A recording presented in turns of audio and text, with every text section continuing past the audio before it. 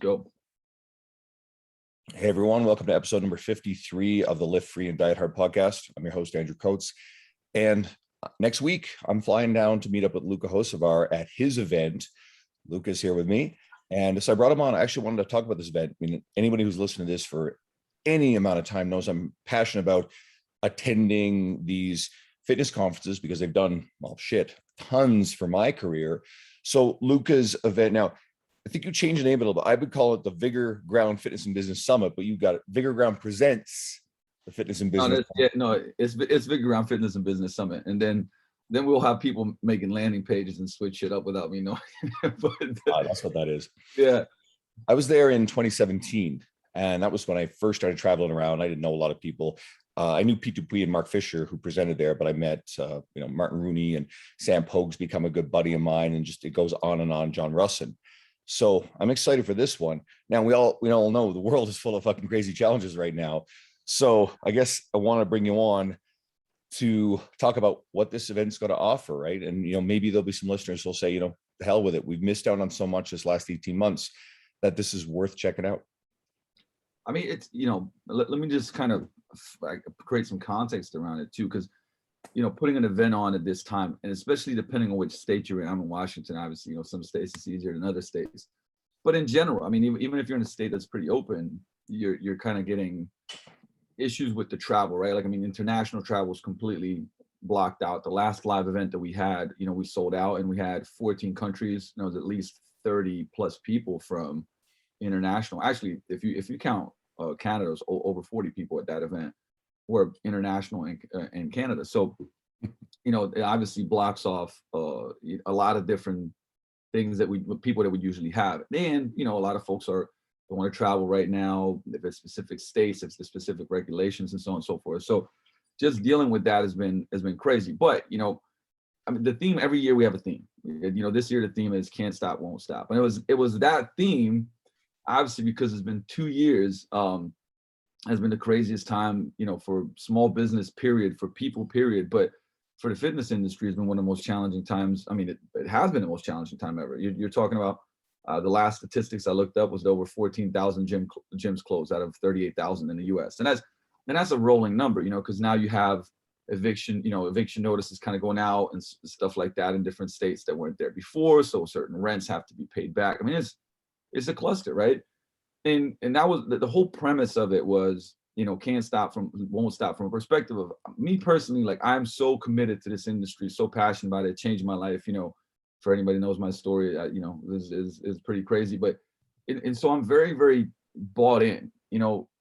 We had a short notice on putting this on, which was like about 3.5 months. Which for anybody who knows about events, like we had it booked out before, but 3.5 months before we were like, hey, you'll be able to do this event at the Hyatt, right? And you'll be able to have, 100 plus 200, whatever people that you guys usually have.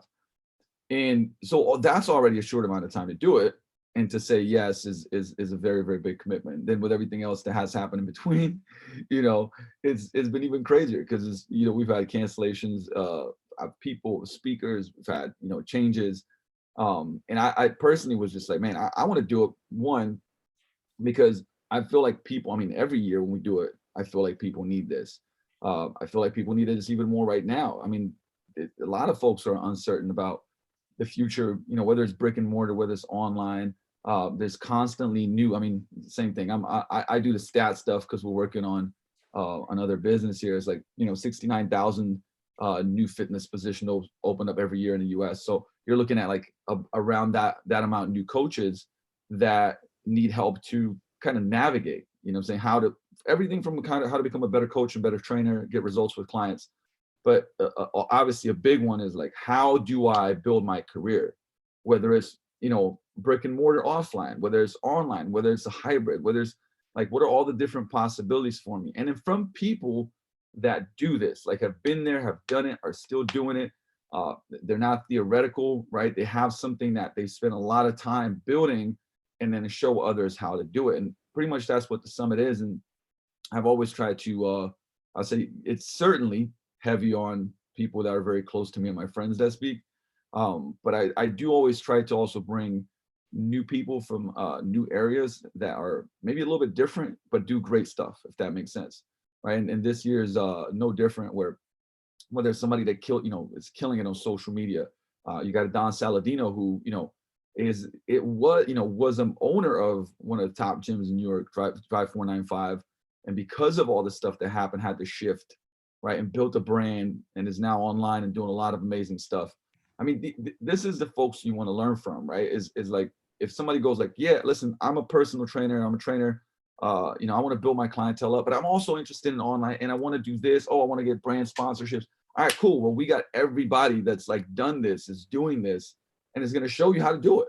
Like, and it's to me, it's always been the craziest because like yourself, right? I started, investing heavily into personal development, and I've been, 20 years ago, and it's like I've been going to so many events in the last 15 years. It's a mind-boggling number, and they changed my life because they built all the relationships. Obviously I gained knowledge from it. I think the relationships are even more valuable than the knowledge that I gain and the insights that I gain. And it's been part of what's, I say, helped me be successful in this industry. So to me, the ticket prices are always so little, right, of an investment. If you look at stock and you go like, oh, I put money in Apple or here, like it's such a small investment for how much ROI you get as a human and as a coach, that it's not even, it's not even a question whether you should do it or not. I think the first thing that happened to me, because the first event I went to was some fitness summit in Kansas City in May of 2017, and then yours in September. And it almost blew the doors open on what you see is out there, what other people are doing, what the self-imposed limitations you place on what you can do with your own career as a coach on the gym floor. Here's how much money I can possibly make. Here's what I can do with my career. I remember, like, I just presented at something in Spokane, and part of the presentation was, I remember being that coach, reading T Nation, listening to podcasts, and going, oh, look at all these people. These are like, this is this elite insider tier of the industry, and then I'm thinking, then there's the rest of us. We're all on the gym floor. And I don't understand the gap, how those people got there. But then I start going to these events, start meeting some of these people, and I understand the journey. And I get a little deeper into it, develop networking connections, then start a podcast, and then start developing career capital, start writing for my website. Next thing you know, I've got an invitation to write for T Nation. It's like, where the hell did that come from? And just keep doing this stuff. And then me and Dean Somerset, we put together our conference after traveling to these type of conferences. And our dumbasses put it on the same fucking weekend as you did in 2019. And I missed out on Berardi and that event, right? So we had something planned for 2020. We made sure we weren't doing it on the same weekend. Whoops, nobody got to do anything. So next year when we do it, we will be talking. We're not doing it on the same weekend because we'll do it in September. Perfect. And it's a great, honestly, like, you're a great example, man. Like, you took a lot of like what you learned, and I think it started here. And I pulled up some notes because I was just reading and listening to some stuff last night that really plays into this. But you took the knowledge and you started believing in, man, you started doing all this stuff. And I look at your kind of progress in the last 2 years has been nuts, like in the best of ways, and you're such a great example of like putting head down and going like, all right, man, I'm gonna do this. You know what I mean? And you've absolutely done it. And I was listening to some psychology. This I can't remember because last night I was reading a bunch of stuff and going to Berardi's podcast and all this. But you kind of do things in two phases. One is you transform worldview, and then you develop the capability of self, right? And so first you change your understanding of self. Then we revise our belief systems, right? Because you're saying, oh, well, these people do this and it's like this. You kind of you look at it and you go like, that's not me, right? Exactly. But then there's a point in time when you start changing your understanding of self. Like, you know what? If I do these things and I apply myself, yeah, I can make that happen, right? Then you revise your belief systems. You don't go like, oh, I'm not like that. I can't talk on stage. I'm not a good writer, right? You start revising that shit. And then you change your lifestyle and your behaviors to match that, right? Those are the kind of three things that you end up doing. And the thing is that like these events and conferences, sometimes it is books, but to me, it's visceral. It's like skin to skin when you meet people and stuff like that. And you hear a story, and the story is like, it's so much like your story, for instance, or there's points that you connect to, and somebody's on stage, or you meet, and it's like, man, like, oh, they had a shitty start too. They didn't coach anybody. They didn't write for anybody. Oh, wow. It took them like 5 years before anybody picked up their article. Right. But now they're, when you see them, they wrote books and this, that, and the other, whatever. All of a sudden you start going like, man, maybe I can do that too. Right. It's like it plants a seed, because one thing is for sure, and this is like where all I would say the behavioral scientists, study, and they go, listen, knowledge, when there's a belief that you can't, like if your own belief is like, I can't do this, there's no way. All the knowledge you gain is nothing. It won't do anything. Like you go through all the books, all the stuff. If you have a subconscious, if you have a belief that you can't achieve it, like, I mean, this has been one of the most studied things, right? Like that belief will drive you to then not apply the knowledge that you have, because you don't think it's just like a self-fulfilling prophecy, right? And that's where I found, like, I would say, so many of, when you have, I mean, I remember moments of people that I met, conferences I went to, seminars that I went to, that were like, would shape my career, right? There was a conversation that I have, there was something that would happen, and it would like, and one of them, the things would be is that my belief would change, right? And then the knowledge that I gained, I would actually be able to apply it. And so, I mean, and of course, of course, I'm as biased as it gets about my own conference, but the reality is like, this is, I've been to 250 live events in the last 15 years, since 2006. And like all of those now, some of them better, some of them not as good, some of them, but the reality is I kept going because they would do so much for me from a place of belief, and being able to envision and see, people that would tell their stories like, nah, like I was here, but now I'm here. Very rarely do you hear a story as like, yeah, like I did this for a year, I blew up, made millions, was really successful. It's like usually like it's a story of struggle, or there's a rise and there's a fall and then there's a rise again. It's the hero's journey, but when you keep hearing these hero's journey of other people, like you start seeing yourself in kind of that journey and being like, man, I think I can do this. So I think that's why it's so valuable to get out of your environment, right? Because environments shape behaviors. They're the fastest trigger to shape behaviors. And so to get into this environment that is inspiring, where people are uplifting, that share their heroes' journeys of transformation, right? I mean, it's like, man, you get put in the cooker, you know what I'm saying, to change. And so it's never, I can't ever see that like slowing down. Maybe I won't keep going to as many conferences, obviously busier, more businesses, this, that, the other, but that's still going to be such a big part, because like I'll go and, me and Farouja will go to stuff a lot of times, just to connect with the people. It's not like, ooh, let me, listen to this presentation. It's let me connect to the people. And that's worth 10 times the price of admission, right? So I hope that, that's kind of like a lesson beyond like me. If I go down, I mean, we can go into what people will talk about and things like that. Because this year is a pretty strong angle on building both, there's a good chunk of people, like for instance, you got Don Saladino and Mark Megna and myself, who all are gym owners, or, Don's is transitioning there. But and I think that's very important to have, like I've been in brick and mortar for 15 years. I know Mark has been for, I would say, quite a long time now, at least 6, I think. So, I mean, Don was in that for going on 2 decades, right? And so you'll have that side. Then you'll also have the side of, like, hey, this is how you build your social media brand, right? And we live in this world, like you can't avoid it. There's just no way around it, and I don't think, I'll even share what one of my presentations is. My first presentation is called "Coaching is Still the Best Marketing," and then for the digital age, because once again, it's kind of like when you have How to Win Friends and Influence People, and then there's a new book that comes out for the digital age. It's pretty much that, right? Because I believe that your coaching is still the best marketing, 100%. And I think people veer away from that.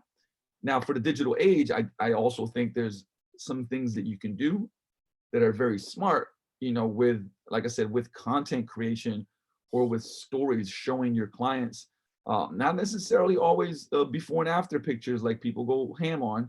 I think that's a very small part of it. It has its place, but we've been doing some things that have really, really worked well. And it doesn't take away from the coaching, meaning like, you don't become the like camera guy, you're your coach. And there's little snippets of stuff that you do that are smart that will actually like really snowball referrals and word of mouth and, the things that matter. And like, and that's, I wanted that to be a big part of like, hey, listen, it's going to be very practical in the sense of like, you listen to my presentation, if you do a bunch of the shit that I tell you to do, like you'll make, like I'm not exaggerating, like you'll make thousands, tens of thousands of dollars this year because it just will work. So, if it's like, if you go to that prezo, apply, go home, like it'll be worth 10 times what you paid for it, minimum. I really dig what you're saying about social media too. Your coaching experience, you're answering questions and having conversation every single day. You have a gold mine of ideas to share. And people have all this like, well, it's all been said before. This is part of my presentation I did recently. Or, oh, I haven't been doing this long, or I don't have a big enough following to actually share this shit. Well, where the fuck do you think the following starts, right? You once upon a time started with 10 Instagram followers, right? Or, a couple of YouTube viewers, and now you've grown those things to massive numbers.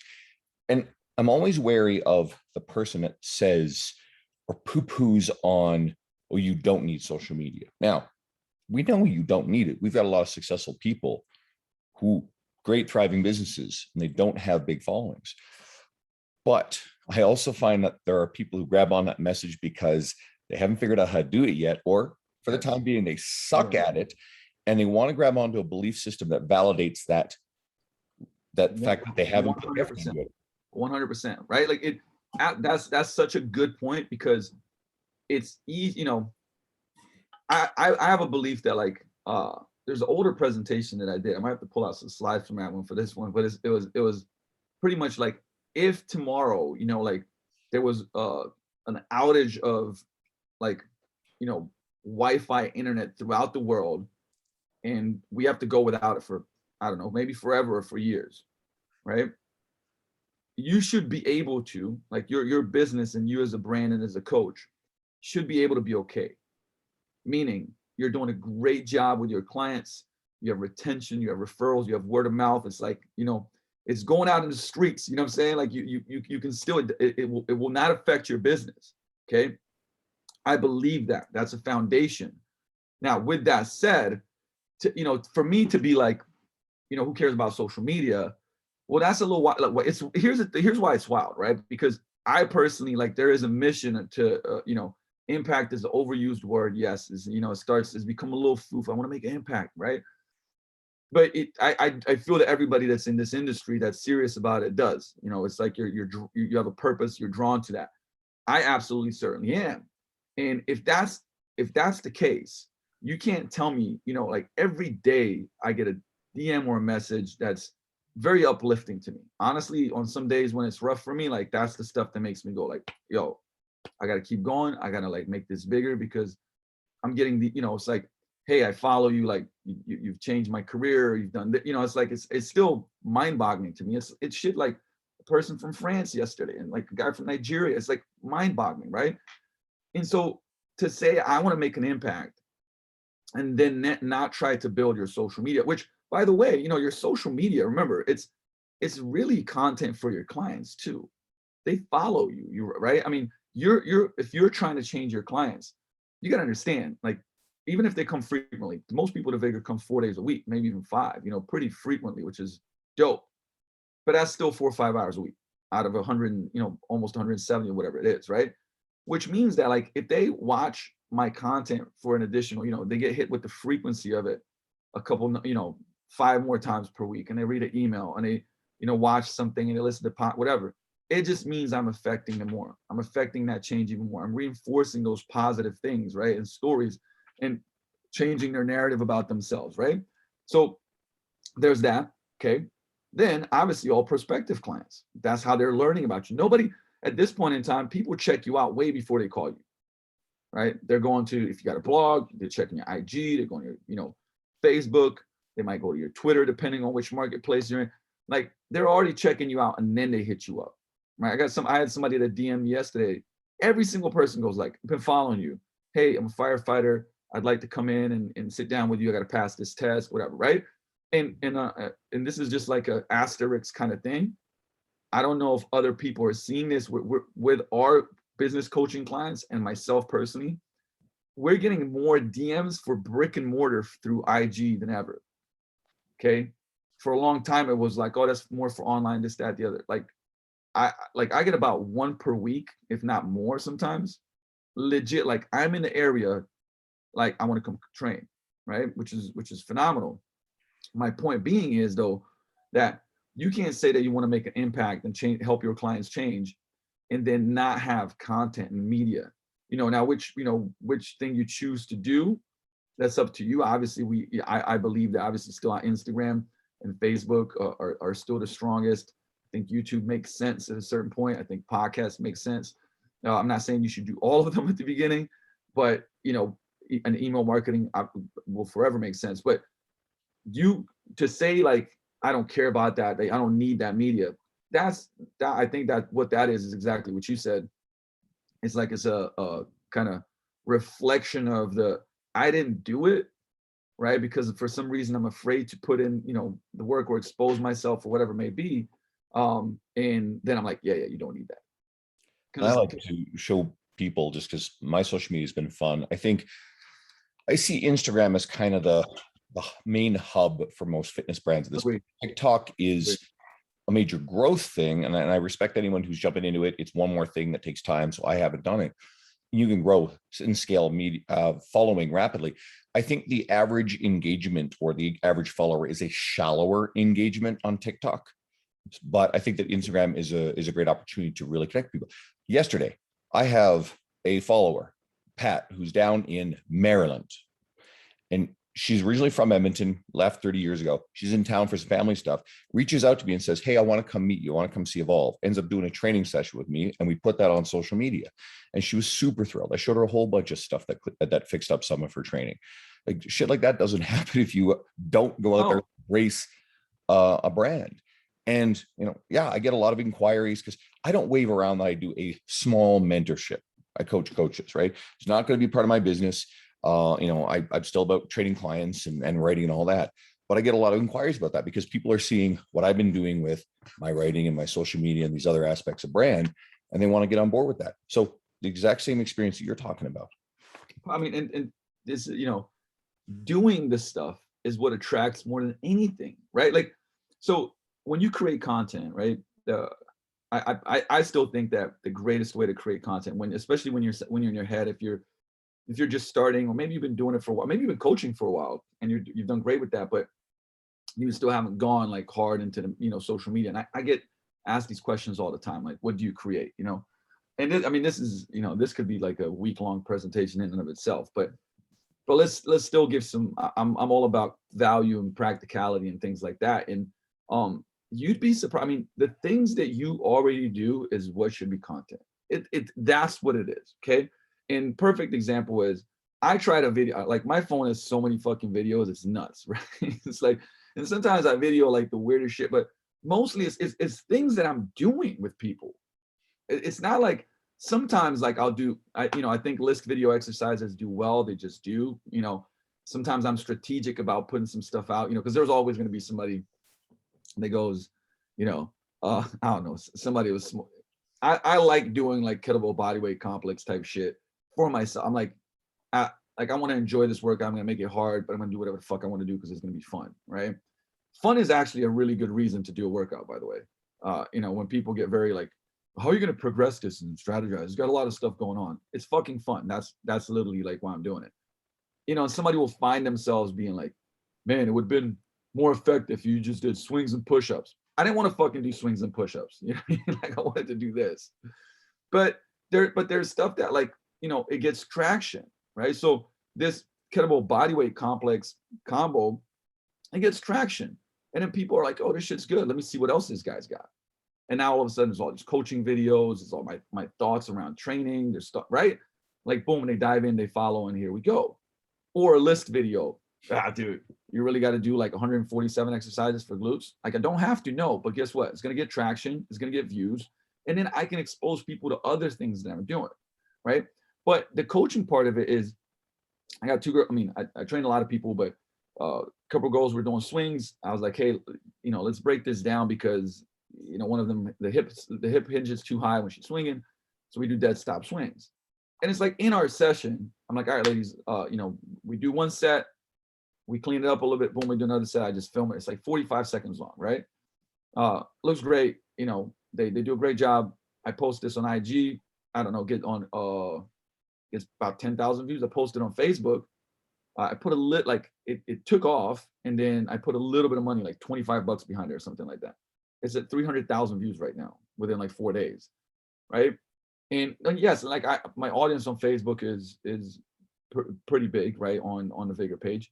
But my point being is, it went viral regardless. So somebody posted that, and it goes viral, and it's got over 1,000 shares. But let's say you get you usually get no shares or 5, but now all of a sudden you got 50, right? And boom, you got more. But all I did was coach what I'm already coaching and videoed it, right? Or take 10 seconds of an exercise and create a reel, but then create context around that reel. Here's what I'm doing with this athlete. Here's this exercise. Like people don't do enough of this, but blah blah blah. So it's just I'm just doing the stuff that I'm doing and I'm sharing it. I really believe that having a notebook, or if you want it to be digital, Evernote or Notes or whatever, as soon as somebody brings some type of issue to you, just write it down. Don't do anything with it, right? Just write it down. Like, man, like I'm struggling. Like my ankles, I feel like they're always going to give out. Okay, tell me a little bit more about that. Okay, ankle stability drills, mobility drills. Great. Well, you can do like 5 exercises I use with my clients to make their ankles feel more stable. If one person said it to you, there's thousands of people thinking about it, period, right? Another person comes like, like every fucking morning, like when we train, I feel good, but every morning my back feels cranky. Okay, hey, let's do these 5 drills. How do you feel now? Whoa, that feels so much better. Great, do these in the morning. Boom, video. Hey, 5 drills that you can do in the morning to make your back feel better. I mean, you're solving fucking problems. Tell me that you don't have 1,000 things that you can do that on and hit it from different angles. I don't know, there's like fucking 50 shoulder mobility exercises that you can do, but just do a video for 3 or 4 of them and then do that video 10 different times, right? And your own training, look what came out of your training. You're writing for T Nation because you were videoing your own training. You and me were at the same time, concurrently and separately, doing the same sort of thing. I already had an article on T Nation about Hatfield Bulgarians, right? You were using a slightly different grip position. You were holding the safety spotter arms. I was holding onto the rack. And then you and me started going back and forth and adding weight. Then Tony Gelcourt jumps in. Motherfucker has got a torn Achilles tendon and loads up 3 plates for 8 on his good leg. It's like, what the hell is wrong with you, Tony? And it's like, all right, this is a cool idea. And, you were talking earlier about getting messages about like people who change your career. You've changed my career. Now, everything you've done, you don't need to go and ask T Nation or go write for T Nation to validate anything that you're doing. You're already there. But I thought, I got a cool idea. I think Luke will be down for this because I know that a lot of your friends, a lot of your heroes, they've all were T Nation guys. You came up reading T Nation. Absolutely. So it's like, here, let's do this. I've got the spine of it done. How about you and then pull Tony in? Let's get you guys to add a little piece. You went ham and wrote up a shit ton of stuff. And all of a sudden, T Nation's all good with this because like, hey, well, fuck, we get Luka Hocevar on board now, right? So all of a sudden, published article. You go and do a couple more pieces for him afterwards. You now can say wherever you want on your website or people, yeah, man, I've done some T Nation shit, which is a feather in the cap along the way. It got Tony reinvigorated because he hadn't been doing a lot of writing last little bit because, again, dude's Achilles is torn. Like, kind of messes with you a bit. Yeah. And we go forward from there. And I've been doing the same thing. I've got a piece now in the works with Tim DiFrancesco. You probably know Tim.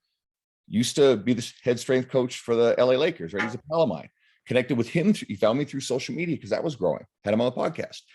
I got something that works with Austin Current, right? Former IFBB pro. He wrote, have you read this thing yet? Or gotten your hands on this?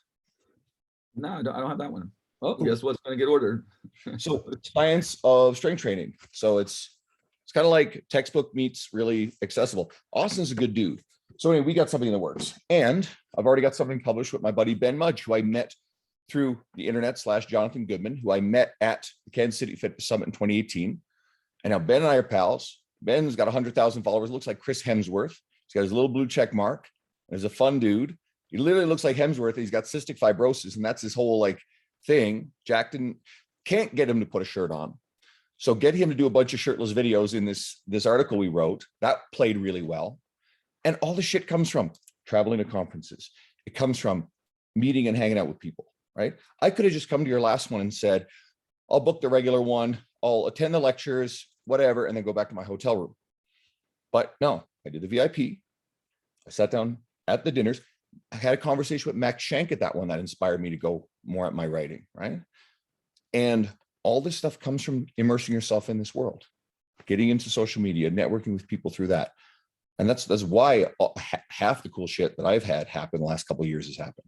Yeah, I mean, you make another good point too, because it's not like you can't build relationship through social media. A lot of what's happened to me a lot too is that I'll meet people face to face, and then you're much more likely to continue developing that relationship because social media is there, right? They see your post, you see their post, you DM them, you message them, right? You get in a stream like we did, and it's like, yo, you guys want to knock out this, this article on half of Bulgarian split squats? Fuck yeah, let's go, let's do it, right? I mean, boom, boom, boom, and now all these good things are coming from it, and it compounds. It really, really does. And another thing too is like, people see if you do good work, right? It's, I mean, sometimes maybe it may take time because, like I said, there's so much noise. But if you're consistent, like, people will see you doing good work, and you'd be surprised at the opportunities that come. And what I mean by that is like, I mean, for instance, I got a book offer to do a mobility book. I actually turned it down for a number of reasons. It was like a year and a half, 2 years ago. And without going into that, but that was literally, it was like, hey, we've been following you. Like, we think you're the guy to write this book. And I mean, there's a number of reasons why I said no to it, but regardless, that came from the content and the consistency over time of putting, valuable things out, right? I didn't go like, let me write this book. And there's been a number of actually, different things that have come up and offers that come up. Some that I've turned down just because it's been, you say yes to something, you say no to something else. But there's a project right now that with Kaisa, who will also be at this conference, that that I'm extremely excited about, that we're working on, and we're kind of in the beginning stages here. So but it's something that I think could, for coaches, that could be a game changer. And once again, we met in person, coached her, but then, I mean, she is in Seattle, but still a lot of it also developed through social, right? Because we find out about each other through social. So the amount of, notice like what we're talking about here. A lot of the things that happen is like, going out, meeting people, right? And then kind of reinforcing those relationships through social media. And also, look, people will go and look at your shit, right? And they do connect through that. Like, if you look at somebody, okay, well, they're not doing anything, you kind of forget about them, might not connect with them as much. But if like on top of that, they're like, damn, like this person's putting out really good stuff, he's really consistent, you have a different view about them, right? And then the thing is, right or wrong, right? They might be a great human being, but we still kind of look at this stuff and go like, wow, like they're doing X, Y, Z on social media, they're putting out this type of content, right? And you get drawn to that.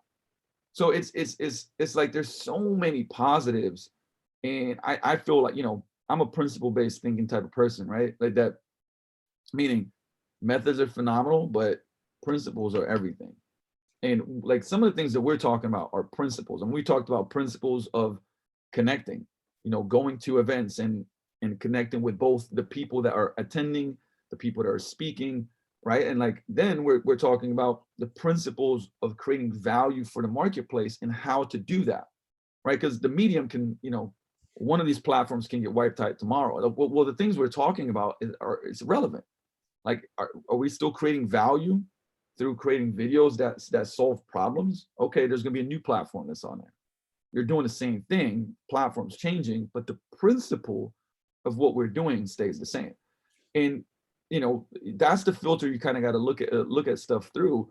And we are definitely, here's the thing, a lot of people are, uncertainty creates anxiety.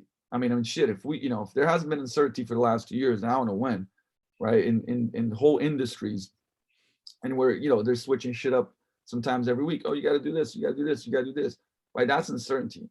I mean, in that time, so if you're a coach and you want to find more certainty, well, first of all, you're going to do it with work. I'll say that first of all, but man, you want to surround yourself with people that aren't going like, they're going like, yo, here's what we're going to do. Here's the angle. Like, we're going to crush it. Like, you want to be around that because it rubs off on you, instead of being like, I don't know what to do. And you're going to be like, fucking, I went to this conference. I was around these folks. Like, man, I'm about to crush this next year.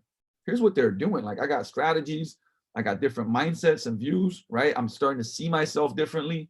Let's fucking go.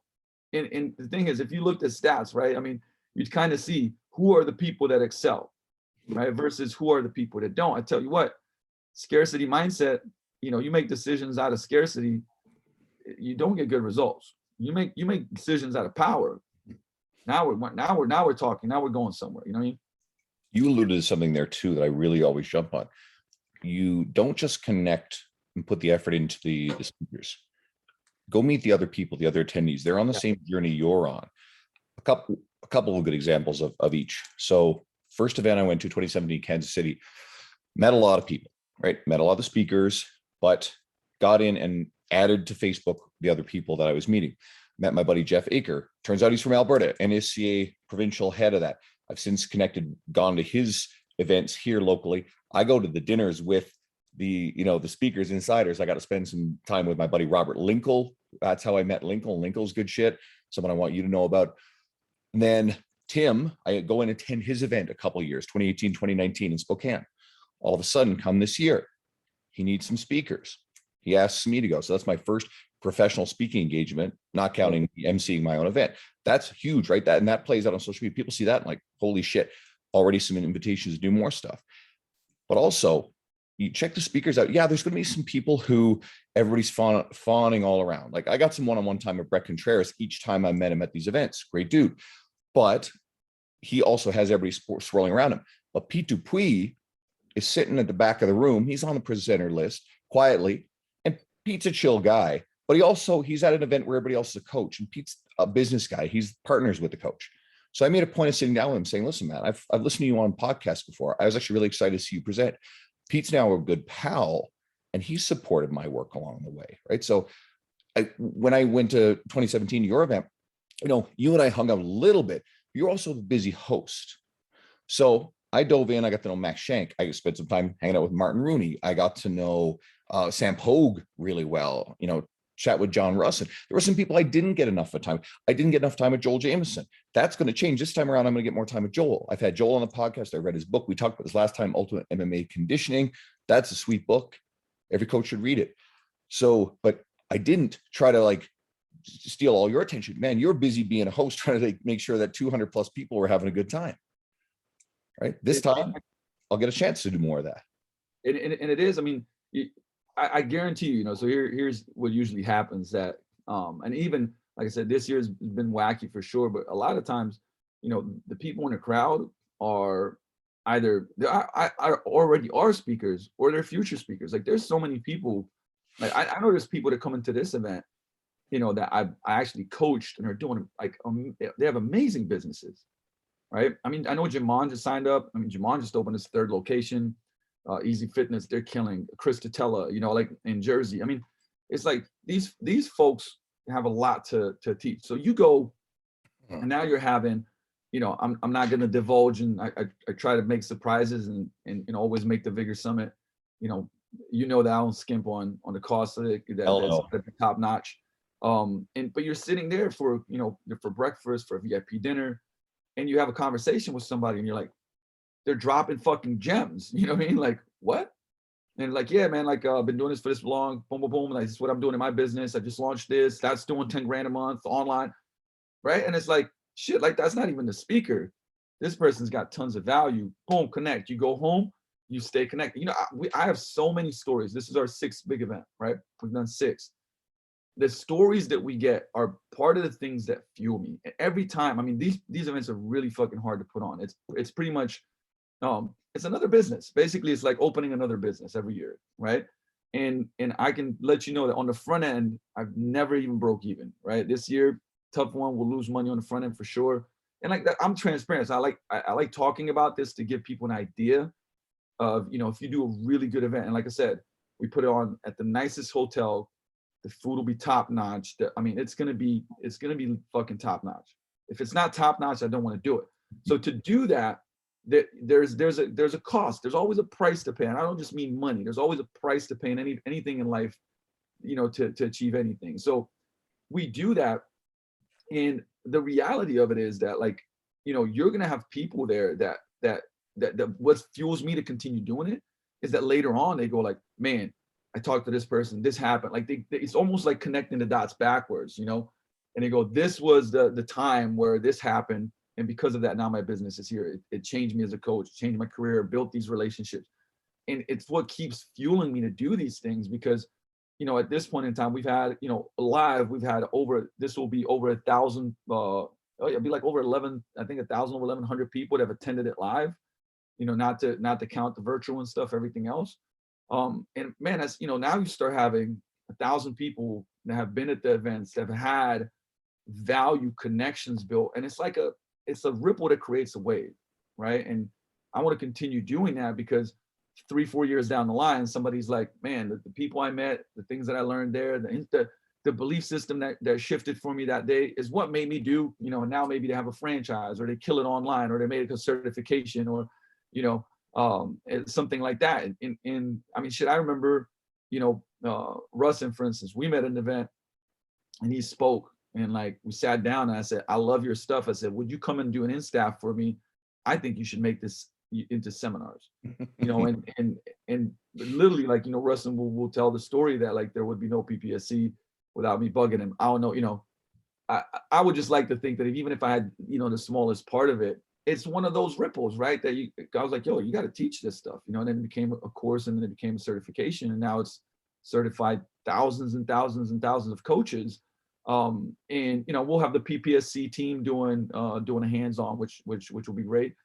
But this is how this stuff happens. And when we talk about impact, I mean, I think that the two things that we keep coming back to is, like, go to events, meet people, right?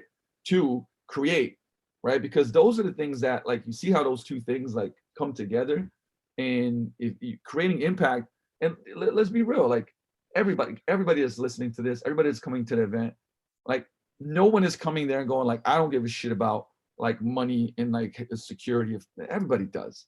Like, let's not take that out of it. I want, one of the projects that, like I said, I was working on that's very big into the beginning stages is about that. It's about how do we make coaches more successful as coaches, meaning they're transforming more clients, but making more money, because the right people they're doing great work, they deserve it. Like, this industry is still young, and there needs to be people to continue to develop this industry from the inside out.